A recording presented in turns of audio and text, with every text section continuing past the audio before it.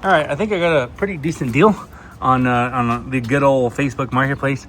A couple of tiny dirt bikes. Let's see if we can make them a little bit quicker. How to make electric things go faster for dummies. Add more voltage. Like literally, that's all it takes. I usually just add 12 volts. So for example, on this bike, I was going to do 12 volts. It's a 12 volt system. I was going to put in a 24 volt battery. Other quads that I have are 24 volts. I run 36 volt batteries. Even other ones were 36 volt, but I run 48 volt batteries. So generally here, just throw in a bigger battery. Now, like you saw earlier, you want to take off some panels or whatever, get access to the battery, throw out this garbage lead acid battery that you had, and really all it comes down to is adding the connector that's on your new battery. Most batteries that I've seen use XT60 connectors, so I just put them basically everywhere.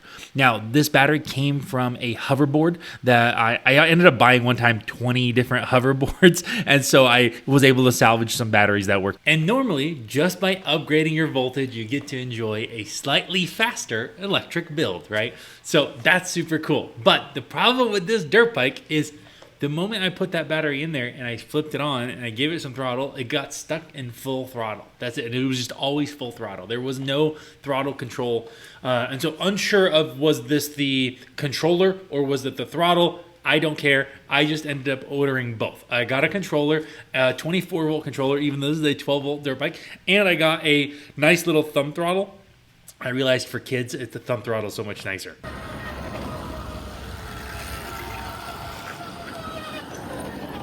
But then I wanted to test out what's the most you could actually do with this setup, you know?